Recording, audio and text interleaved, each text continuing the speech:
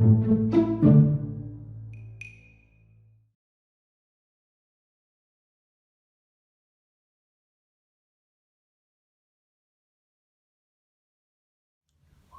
a continuar nuestro estudio sobre el problema de la capa de ozono, analizando ahora el principal problema asociado a esta problemática, valga la redundancia, que sería la ocurrencia del agujero de ozono en la región antártica.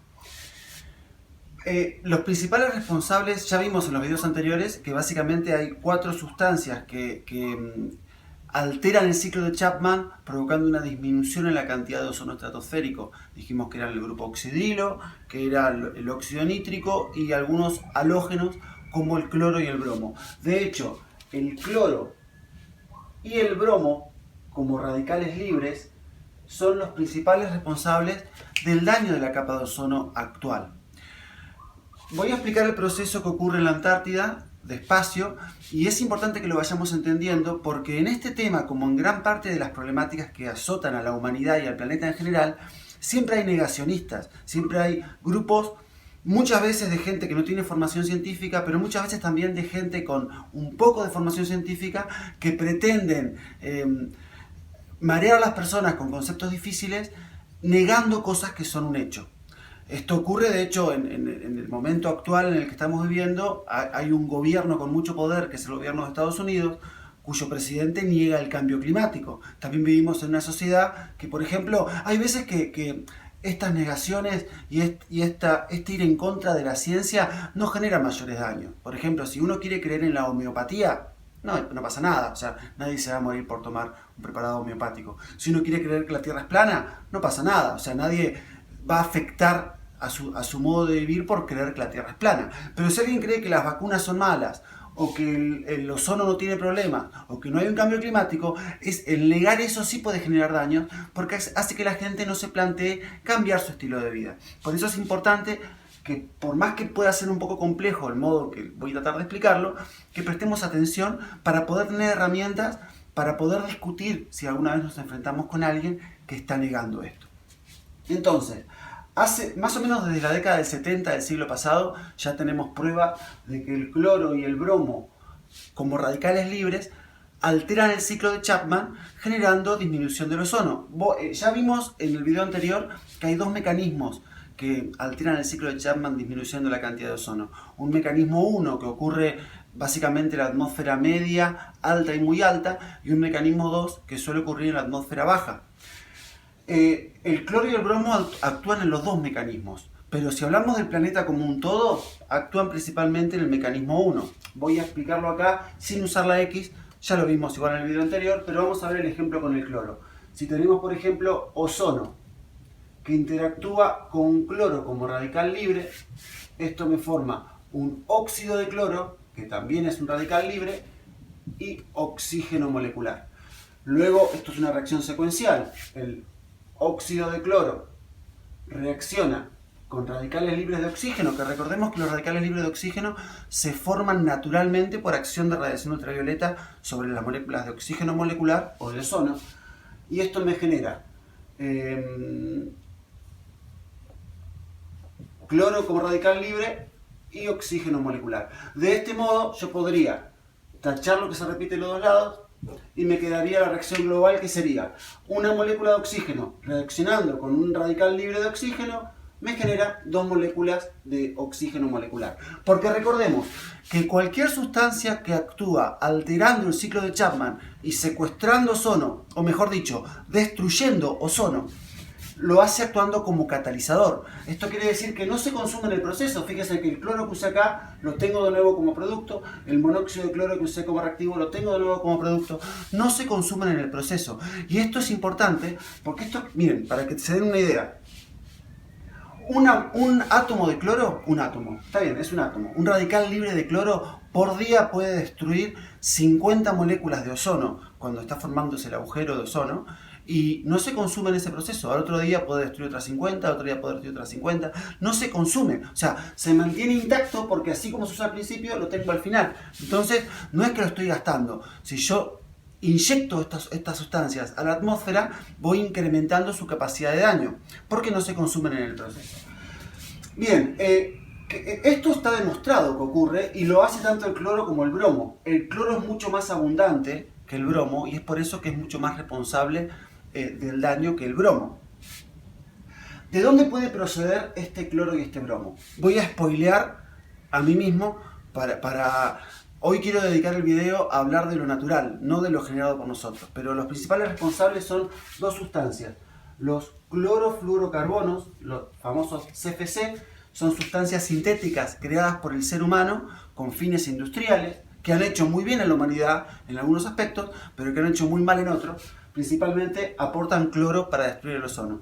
Y los halones, que también son sustancias sintéticas, que no existen en la naturaleza sino son creadas por nosotros, que también han tenido fines industriales positivos para la humanidad, pero que aportan bromo. O sea, estos son los responsables reales. Punto. Ahora, ¿qué dicen los negacionistas? Los negacionistas dicen lo siguiente.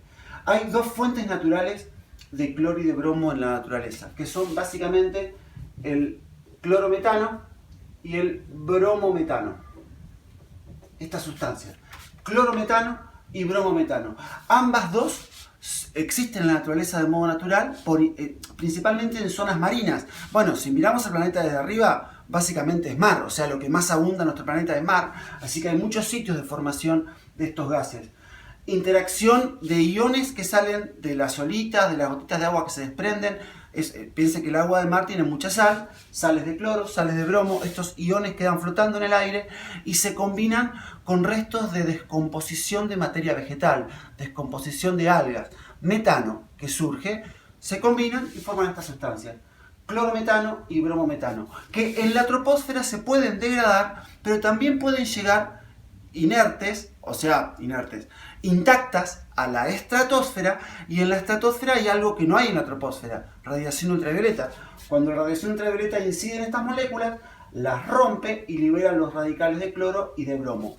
Esto es verdad, esto existe sin que el hombre intervenga. O sea, hay circunstancias que generan cloro y bromo de modo natural que pueden llegar a la estratosfera y pueden alterar el ciclo de Chapman. Esto es verdad. Ahora, esto está desde hace decenas de miles de años y el agujero de ozono no está hace decenas de miles de años. El agujero de ozono es algo nuevo que empezó en la segunda mitad del siglo pasado porque inyectamos nuevas cantidades de cloro y de bromo a causa de estas sustancias, que los negacionistas dicen que no, que esas cantidades no alteraron de modo circunstancial. Simplemente hay que mirar las emisiones que se han hecho medidas en las industrias para saber que es así. Estas sustancias, el clorometano y el bromometano, que naturalmente liberan cloro y bromo a la estratosfera, ocurren todo el tiempo desde los mares, como dije, pero no son las sustancias de cloro y de bromo más abundantes que hay. Los gases más abundantes de cloro y de bromo que hay en nuestra atmósfera sería el nitrato de cloro, que a ver, lo vamos a poner así, y el nitrato de bromo. Son sales naturales mucho más abundantes que estas, y después algunas que capaz que conocen como el ácido clorhídrico y el ácido bromhídrico. Estas son las 4 formas que contienen cloro y bromo más abundantes en nuestra atmósfera. Ahora, lo que ocurre es que estas formas son no catalíticas, es decir, no desprenden muchos radicales libres. Si bien puede desprender cloro esta, puede desprender bromo esta, cloro esta y bromo esta, no lo hacen en cantidades apreciables, como si lo hacen estas dos. Estas dos se rompen por completo cuando son incididas por radiación ultravioleta y liberan todo el cloro que tienen, o todo el bromo que tienen. Estas no. Por eso son formas estables que me permiten a mí tener cloro y bromo contenido de un modo que no daña la capa de ozono. ¿Estamos hasta ahí? Bien. ¿Qué ocurre? El agujero de ozono, el daño al ozono es según esta fórmula, mecanismo 1 que expliqué acá con el cloro, que podría ser lo mismo con el bromo, ocurre en toda la atmósfera del planeta, no solamente en algún lugar. Ocurre acá, arriba de Comodoro, arriba de Buenos Aires, arriba de Caracas, arriba del Cairo, arriba de cualquier parte del globo, donde llegue cloro y bromo a la estratosfera. Pero se potencia este efecto en las zonas de alta latitud, en especial en el Polo Sur. ¿Por qué? Por lo siguiente. O sea, en el Polo Sur, sobre la Antártida, tengo algunas características especiales que hacen que se genere un fenómeno Bueno, acá lo borré todo, pero lo pueden rebobinar el video y tienen las sustancias para copiarlas si las quieren. Las formas estables, o sea, los nitratos de cloro y de bromo y los ácidos, los hidrácidos de cloro y de bromo, que son estables, en los polos dejan de ser estables y liberan cloro y bromo. Es decir, en los polos, sobre todo en el polo sur, hay un fenómeno que hace que las sales y los ácidos que expliqué recién de cloro y de bromo liberen las formas de radicales libres. Estas sales y estos ácidos que son estables, es mucho más estable el ácido y la sal de cloro que el ácido y la sal de bromo. El ácido y la sal de bromo se rompen mucho más fácilmente cuando son impactados por radiación ultravioleta. Y esto hace que el bromo sea mucho más dañino para el ozono. ¿Cuánto? Unas 50 veces más. Si decimos que durante su vida útil un átomo de cloro puede destruir 100.000 moléculas de ozono, bueno, un átomo de bromo puede destruir 500.000 moléculas de ozono. Es mucho más dañino. ¿Por qué?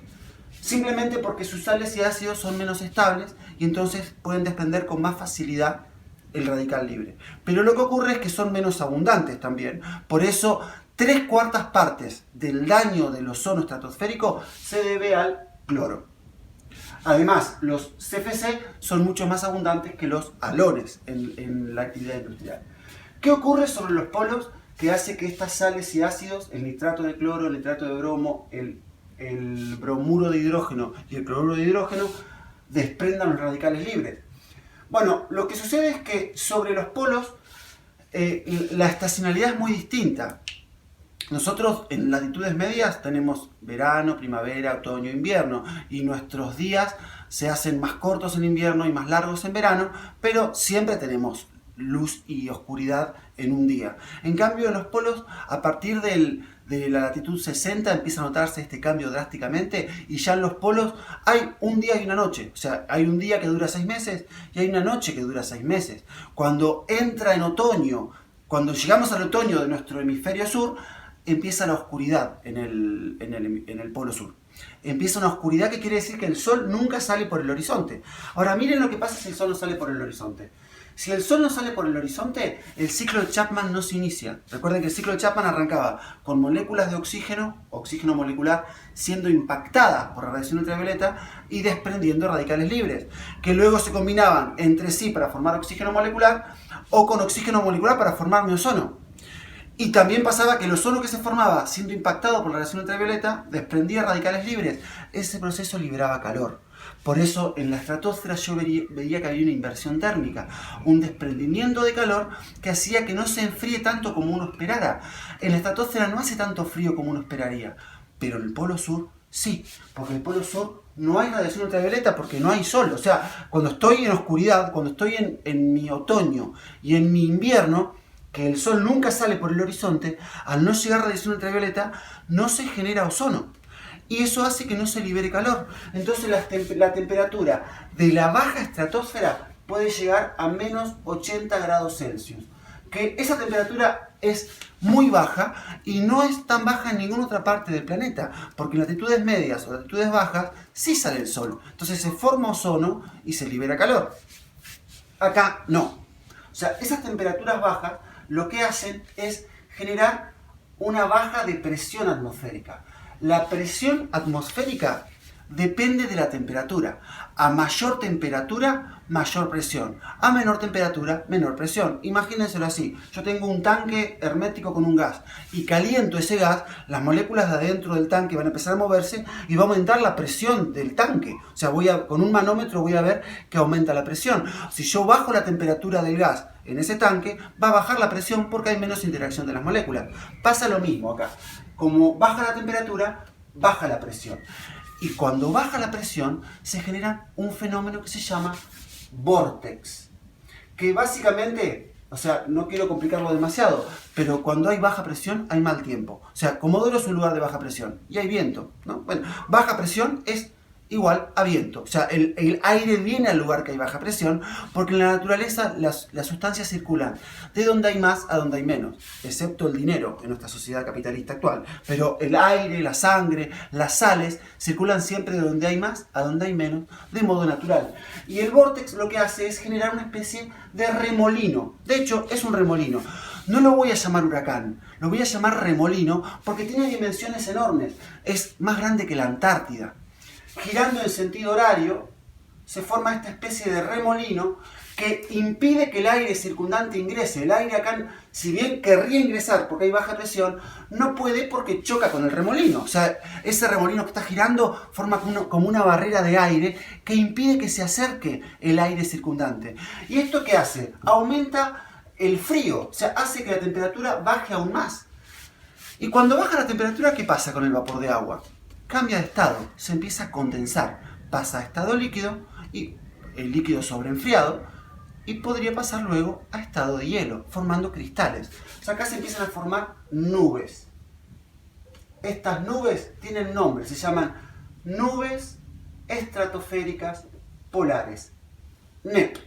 ¿Por qué están formadas estas NEP, estas nubes estratosféricas? Cuando yo digo nubes estratosféricas me estoy refiriendo que son nubes altas. Ustedes miren el cielo en cualquier momento, en cualquier día, y las nubes que van a ver son troposféricas. Son nubes que están en la troposfera, o sea, en los primeros 10, 11, 12 kilómetros de altura.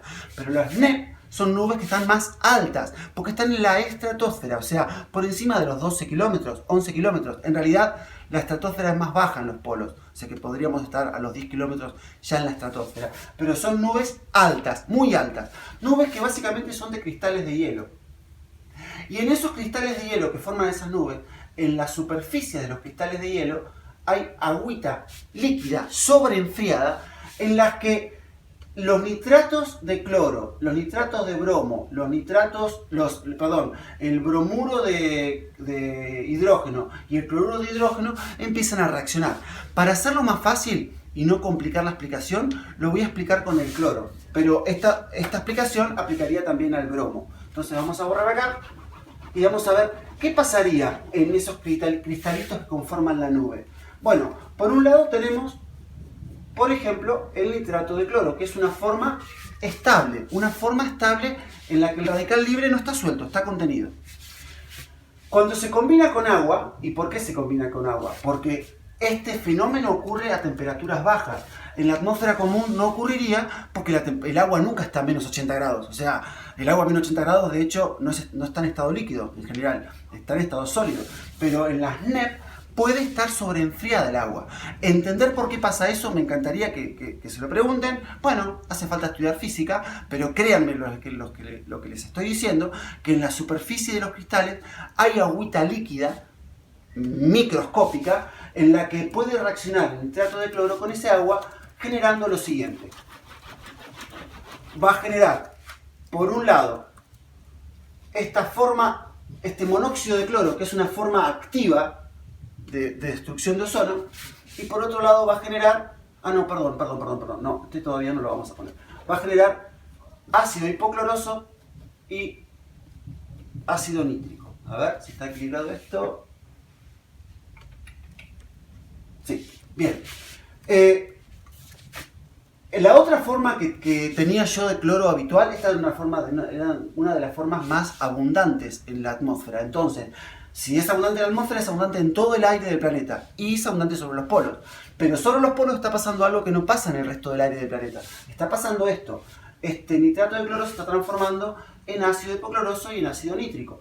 Y el ácido clorhídrico, que también es una forma abundante de cloro en la atmósfera, también está reaccionando con el agua. Y acá vamos a ponerlo para que sea más fácil. Bueno, ya que está, lo voy a poner así. Vamos a liberar el cloro como anión y vamos a poner acá este catión. No me importa, esta no es una clase de química, pero esto se disocia, es un compuesto iónico, separa el cloro del hidrógeno. Acá tengo una forma activa.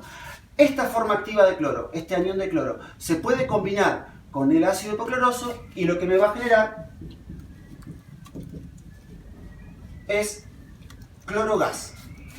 Acá no importa, va a formarse agua después, pero no importa.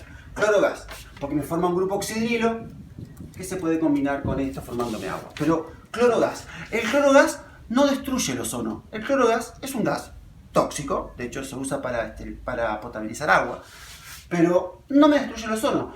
Esto se está formando sobre el polo sur durante el invierno del polo sur. Arrancó el otoño, el invierno, y en todo ese momento, con el vórtex formado, se está liberando cloro, se está generando clorogas y también bromogas. Recuerden que esto que expliqué para el cloro también aplica para el bromo. Todavía no hubo destrucción de ozono. ¿Qué ocurre? Esto dura 6 meses. Hay 6 meses en que se está potenciando la formación de gas de cloro y gas de bromo, que todavía no destruyó el ozono. Por otro lado, recordemos, no me acuerdo si lo dije en algún video, pero la capa de ozono es más gruesa en los polos que en el Ecuador. Es bastante más gruesa, casi el doble, por suerte. ¿Qué ocurre? El vórtex este cloro, el vórtex sería algo así, ¿no? Se está formando cloro y puede ser llevado a los extremos del vórtex. Si el cloro es llevado a los extremos del vórtex, en los extremos ya hay luz, porque si bien no hay luz del sol por debajo, más al sur del círculo polar antártico, sí lo hay por encima. Y si llega el cloro ahí, le incide la radiación ultravioleta, y adivinen lo que pasa cuando en el cloro incide radiación ultravioleta. Rompe la molécula y me libera cloro radical. O sea que se empieza a liberar cloro radical. Esto es cuando el cloro llega a los extremos del vórtex. Pero imaginemos que no llega a los extremos del vórtex. Va a llegar un momento que va a arrancar la primavera. Llega el 21 de septiembre en promedio, ¿no? El equinoccio. ¿Y qué pasa cuando llega la primavera? Sale el sol en el polo sur. Y al salir el sol empieza a llegar calor. Empieza a llegar radiación ultravioleta, que empieza a impactar en los miles y miles y miles de moléculas de cloro y de bromo que se formaron durante el invierno, liberando miles y miles de millones de radicales libres de cloro y de bromo, que puede ocurrir antes en las sustancias que fueron llevadas al borde, pero que invariablemente le va a ocurrir a toda la masa del vórtex cuando salga el sol. Y ahí empieza la destrucción del ozono. Destrucción del ozono por esa acumulación de cloro que hubo, en condiciones muy particulares, que es con las formaciones de NEP, de estas nubes estratosféricas polares, en esas condiciones puntuales que ocurren en el polo sur principalmente. Entonces, el agujero de ozono se empieza a formar en la primavera. Primavera del hemisferio sur. ¿Cuándo es la primavera? Septiembre. Septiembre, octubre, noviembre son los meses de mayor incidencia del agujero de ozono. Después, el agujero de ozono se regenera de algún modo, ese ozono que se rompió. ¿Por qué? Porque al empezar a haber radiación ultravioleta, se empiezan a romper moléculas de oxígeno molecular y empieza a arrancar el ciclo de Chapman. Pero ¿qué ocurre? Está habiendo cloro que está secuestrando oxígeno. Este cloro, por ejemplo acá, que tiene el oxígeno, este cloro con oxígeno, este monóxido de cloro, puede ser lavado hacia la troposfera por la lluvia, por ejemplo, por las corrientes, llevándose el oxígeno para abajo y dejando menos oxígeno disponible para que forme ozono. Invariablemente, si bien el agujero de ozono tiende a sanearse a partir de diciembre, cuando ya la radiación ultravioleta empieza a formar ozono de nuevo, lo cierto es que cuanto más cloro y bromo inyectamos a la atmósfera, más difícil es que se vuelva a sanear. Y esto ha llegado a un peligro tal que ha hecho que la humanidad se ponga de acuerdo en el Protocolo de Montreal, que es el máximo acuerdo humano que ha habido hasta la actualidad, que yo por lo menos tenga memoria. Todos los seres humanos del planeta, bueno, ahora en la cuarentena puede ser algo similar, pero no fue como el Protocolo de Montreal. En el Protocolo de Montreal todos nos pusimos de acuerdo en dejar de fabricar estas cosas para dejar liberar cloro y bromo a la atmósfera, a pesar de que hay negacionistas que dicen que eso no tiene nada que ver. Un detalle más. En el agujero de ozono del Polo Sur, que es el principal agujero de ozono, es el agujero de ozono por antonomasia, a pesar de que el ozono está debilitado en todo el planeta. ¿Por qué está debilitado en todo el planeta? Porque cuando se desarma el vórtex y empieza a haber esta destrucción de ozono en el Polo Sur, ya no hay un límite entre el aire de un lugar y del otro, y se empieza a mezclar. Todo el poco ozono que queda del Polo Sur se mezcla con el ozono de latitudes medias. Esto hace que baje la cantidad de ozono en Nueva Zelanda, en Australia, en América del Sur. O sea, Comodoro es un lugar mucho más afectado que Jujuy, por ejemplo, porque estamos más cerca de la Antártida. Y empieza a haber una mezcla de aire empobrecido en ozono, que es el de la Antártida, con el nuestro. El mecanismo por el cual se destruye el ozono en la Antártida no es el mecanismo 1, es el mecanismo 2. ¿Por qué es el mecanismo 2? Porque recuerden que el mecanismo 2 es el mecanismo de la baja atmósfera. Y recuerden ustedes que en la baja atmósfera, vamos a borrar todo esto, no hay tanta radiación ultravioleta. ¿Qué ocurre? Como yo estoy 6 meses con oscuridad en el polo sur, 6 meses con oscuridad quiere decir 6 meses sin radiación ultravioleta. 6 meses sin radiación ultravioleta es 6 meses en donde no se está formando ozono. No hay radiación UV, no arranca el ciclo de Chapman básicamente. Y nosotros en el mecanismo 1, en resumida es esto, es ozono más radicales de oxígeno que me forman, 4, bien, 2 moléculas de oxígeno molecular. Yo en la Antártida no tengo esto. No tengo esto porque no tengo radiación ultravioleta, no está arrancando el ciclo de Chapman. Así que el mecanismo tiene que ser el mecanismo 2, que si no lo recuerdan pueden ver el video anterior, pero lo voy a explicar ahora con el cloro. A ver, arranca igual. Tenemos ozono combinándose con cloro y se forma lo mismo. Se forma monóxido de cloro y oxígeno molecular. Pero este ciclo ocurre 2 veces. Acá puedo poner bromo igual, porque pueden interactuar los dos. Y forma lo mismo. Podría haber puesto un 2 acá adelante y sería igual. Luego, los monóxidos de cloro reaccionan entre sí y me liberan, forma un dímero inestable que termina fragmentándose y me libera oxígeno molecular y 2 átomos de cloro radical libre. Fíjense que esto se repite acá y se repite acá, con lo cual lo puedo sacar de la ecuación, y esto que está acá se repite acá. Así que si yo quiero resumir el mecanismo 2 es 2 moléculas de ozono directamente me forman 3 moléculas de oxígeno molecular. Este mecanismo es el mecanismo 2 y es el mecanismo por el cual se destruye el ozono en la Antártida. No se usa el mecanismo 1 porque no tengo radicales libres, porque no hay radiación ultravioleta. Así que el ozono se empieza a comer desde abajo. De hecho, se destruye todo el ozono de la baja atmósfera, que por otro lado es el ozono más abundante. Y esto es muy peligroso porque si ustedes recuerdan el video anterior, yo les dije que el ozono se sana a sí mismo, como una cicatrización de una herida, porque a medida que con el mecanismo 1 se va rompiendo ozono, llega más radiación ultravioleta a las capas bajas y eso genera más radicales libres que me permiten formar ozono. Perfecto. Si se rompe de arriba, se sana a sí mismo. Ahora, si se rompe de abajo, no se sana a sí mismo tan fácilmente. Si se rompe de abajo y se empieza a comer de abajo, el daño es mucho más difícil de sanear. Cerca del 50% del ozono año a año se destruye en la Antártida, aunque ahora, en el 2020, el daño es mucho menor del que había en el 2000. O sea, este es una de las problemáticas ambientales que está en franca mejora. Cuando yo le digo que está en franca mejora, porque estamos liberando menos de esto, quiere decir que ¿saben cuándo vamos a estar en las condiciones preindustriales? En la atmósfera de nuestro planeta va a estar a nivel de ozono igual que en el 2070, para el año 2075. Yo probablemente esté muerto. O sea que en este planeta el daño que se hizo en la segunda mitad del siglo pasado va a terminar de sanearse en la segunda mitad de este siglo. Para que vean los errores que cometemos como seres humanos, cuánto pueden demorar en sanearse. Y este daño, ya lo vimos varias veces el año pasado, pero vamos a seguir viendo los videos que vienen, cómo puede afectar al planeta, ¿no? Vean el video 2 o 3 veces, yo sé que por ahí es un quilombo, pero bueno, estoy aprovechando que no nos vemos para hacer clases un poco más aburridas y tratar de enseñar las cosas del modo más profundo, que por ahí es el modo en que mejor pueden quedar. Vean el video 2 o 3 veces, pregunten las dudas que tengan en el video o de modo público en la plataforma y a estudiar.